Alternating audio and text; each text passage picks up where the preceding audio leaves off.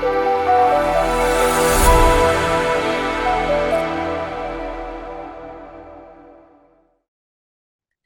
everyone. My name is Denise White, and I am the host of the Coffee in the Green Room podcast. Here in the Green Room, we have the conversations you're not going to have on stage. You're going to have behind the scenes before you even get on stage. And today I am so excited to have the love doctor, Dr. Anil Gupta here. Hi, Anil. How are you today? Hey, Janine, thank you so much for having me on your show. You are so welcome. So, okay, everyone who's watching is intrigued, the love doctor. So before we get to that, can you just tell my audience a little bit about yourself? Sure. So I help singles find their partner without going through the process of dating and having a 92% success rate rather than a 92% fail rate. I help families reunite with their kids, with their parents, with their families by removing obstacles that are preventing them from leading a richer, fuller, happier life. And people call me, "Oh, you're the love doctor. You're the love doctor." So I just took it on. Well, where were you when I was in my 20s trying to find love, Dr. Gupta? There you go. I was finding myself, but there is a secret, and once people know the secret, it gives them freedom. Awesome. So I don't know if you want to give us the whole secret on the podcast, but can you first talk a little bit about how did you discover the secret? It's really through coaching, guiding couples, families, singles. And then I thought there must be a formula, and I want to share the formula. I don't want to hold back anything. Okay. But see, Denise, most people get the dating system the wrong way around. They say yes to a relationship until it becomes a no. I've definitely been there, and I'm sure most 99.9% of my audience can say that they've been there as well. So can you dive a little bit more into that? Because I pretty much everyone I know has been in that spot. Absolutely, because that's the way society has taught you. So, for example, if you were to buy a house and you look at a house from the outside, think, "Oh my God, that's beautiful, I'll buy it." You would never do that, would you? No, you have to go inside, look at the plumbing, all that stuff. And it's exactly the same thing. When you're looking for a partner, you have to go inside. As you say, check the plumbing. Are they healthy? Check the location of the house. So basically, you do your due diligence. You find out about them. You find out where they've been, if there's any trauma, if there's any illness, mental illness, if there's any financial difficulties, if there's any PTSD, if there's any drama that could bring in. So once you do your due diligence, then you can say, "I'm interested." But most people will say yes, then they find out, oh, they're a cheater, or they're a liar, or they're not healthy, or they're on drugs, or they're, whatever. Yeah. So there are three criteria you look for. First one is integrity. The second one is, are they loving? Not just to you, but to everybody. Mm-hmm. And the third one is, are they healthy, emotionally, physically, spiritually, mentally, and financially? So, Denise, would you play with me on this? I would love to. Okay. So that first long-term relationship, we don't need to know names. Okay. Let's back test this. Okay. Okay. Did they have integrity? In hindsight, no, they did not. Great. When you first met them, were there any signs that they didn't have integrity? I would have to say yes. Looking back, I can certainly see patterns of repeatability. So yes, Yeah. they definitely have the signs, but I was so in love, and it was the first person who loved me, and I was so excited. I was like, it's not going to happen to me, of course. Of course not. So what we're doing, we're removing the subjectivity and being objective. The second is, were they loving? Yeah, he was loving to me. Yes. Okay. Was he loving to everybody? again, in retrospect, he wasn't very kind to his family. He was always very angry with them. Okay, so that's a red flag. And did you find that he was only loving when he wanted to be? Yeah. Okay, so 0 out of 2. Now, was he healthy? It's sad to say, but at 18 years old, he wasn't healthy. There you go. So it's a 0 out of 3. Oh my gosh. Okay, so this would take away all the emotion. Yeah. So, okay, so how do you do this when you first meet someone? Like do you send out questionnaires? You send out, hold on, can you please fill out this tick list and then we'll see if we can talk? Like, how do you do this in real life? In real life, what you do, you get to know the person, you don't meet them, you speak to them on the phone and you ask them questions. Are you in a relationship right now? Yeah. Oh my, yes, I No, am. I'm just saying that would be a question. Like, Are you in a relationship? How long was your last relationship? How did it end? And on what terms did it end? Why did you break up? I hope you don't mind, but I ask a lot of questions. And this is a process I teach people because it's collecting data, collecting data, collecting data. And then once you collected the data, you look for alignment. So if he says, oh, I love kids, but then anytime you mention a kid or a niece or a nephew, he's like this, mm-hmm. So it's not aligned. Yeah. So you need to collect as much data as you can, then make an informed choice. You know what? It sounds very interesting. Let's meet. But then don't meet for a meal, evening meal, meet for a coffee. Because in the evening meal, there's a lot of pressure to perform, to be the best version of you, to go on the next date. But if it's a coffee or a walk, there's no pressure. You can be you, they can be they. Because see, the thing is, when you date, there's actors are on stage. Mm-hmm. That's the problem. It's true.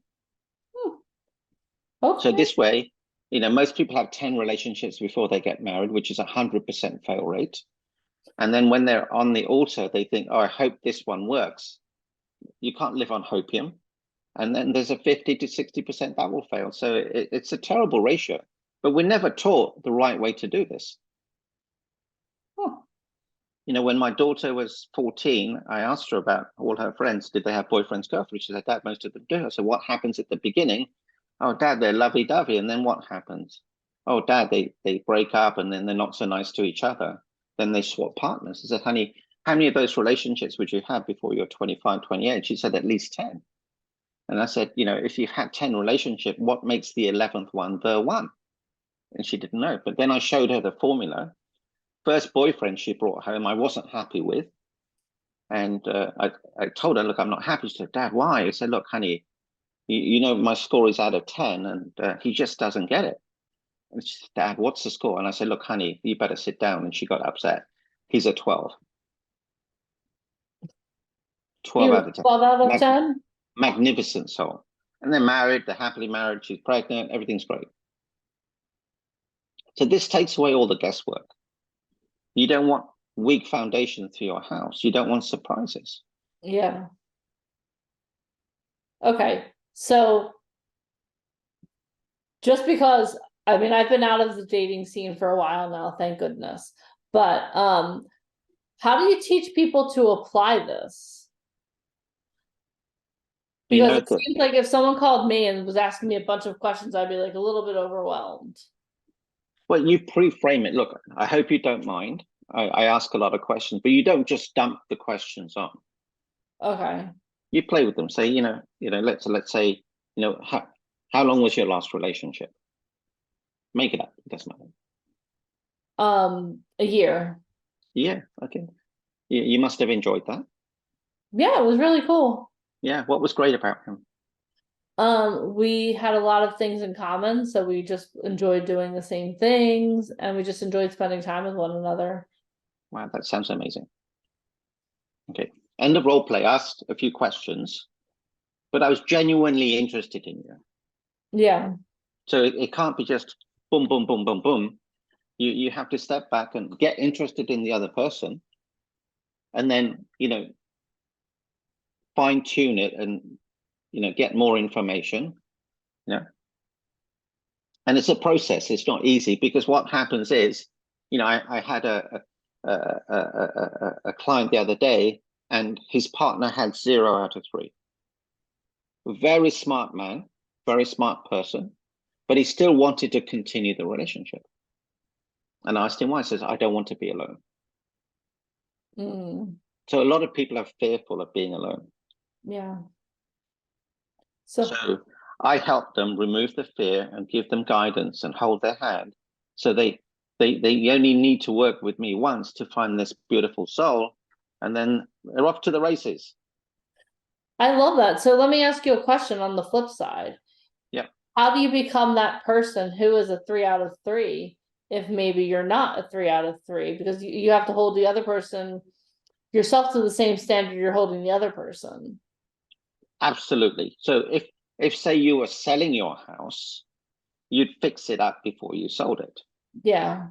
So if you want to attract this person with integrity, loving and healthy, you have to change too. You have to say, am I integrous? Am I loving? Am I healthy? Which part of my life do I need to change? So then as you do that, your vibrational energy changes. When your vibrational energy changes, you start to attract different people in your life. That's so true. you've got to work on yourself first. Yeah. So let me ask you another question. You said that you're using this to help bring families together. So if you're in a relationship and you realize that the two of you maybe you're not a 3 out of 3, both of you, just for an example. And I'm guessing a lot of times when families are broken apart or in strife or just not functioning at the highest level, they all have to do some work to pull themselves together so that they can all be at the highest level. How do you do that with families? So with families, we give them tools. You see, if you wanted to put up a picture frame, you didn't have the right tools, you wouldn't be able to do it. So I give them tools, methodologies, systems, strategies, maybe 50 to 60, and allow them to diffuse situations, improve quality communication, and understand the other point of person's view, not react, but to respond, to listen more, speak less, and give them role play and scenarios on how to handle situations. That's all. It sounds to me like what you're teaching people to find love and to reconstruct families is something that should be taught in school. Absolutely. Because we're never taught communication. We're never taught to respond rather than react. We're never taught to listen. We're never taught to, public speak or speak up for yourself. We're never taught a lot of systems, and we're never given the tools. Sit down, be quiet, do your work. Sit down, be quiet, do your work. But we've been given a manual when we were born. Hey, this is you, the human being. As human beings, we love to be right about being right. We have expectations, we have attachments, we have this, we have that. We don't know. We were never told. Yeah. Wow. This is revolutionary. So if someone's listening to this podcast and there is one thing that you want them to learn, there's one thing that you want them to be able to start putting into practice today, what is that one thing that you would recommend to everyone listening? Okay. The one thing would be so amazing that you cannot be ignored. And if you are ignored, it doesn't matter, because what other people think of you is none of your business. Be the best version of you today. I love that. Awesome. Well, where can people find you? Because I know that everyone who is listening to this podcast needs what you're doing right now, because I've never met a perfect person. So, Love Doctor, where can people find you? They can go to my website, meetanil.com, MEET, Anil, ANIL.com. And they can have a look at my content, what I do, how I do it, the people I've impacted. And then there's a way to contact me through the website, and I'll be delighted to help anyone. Awesome.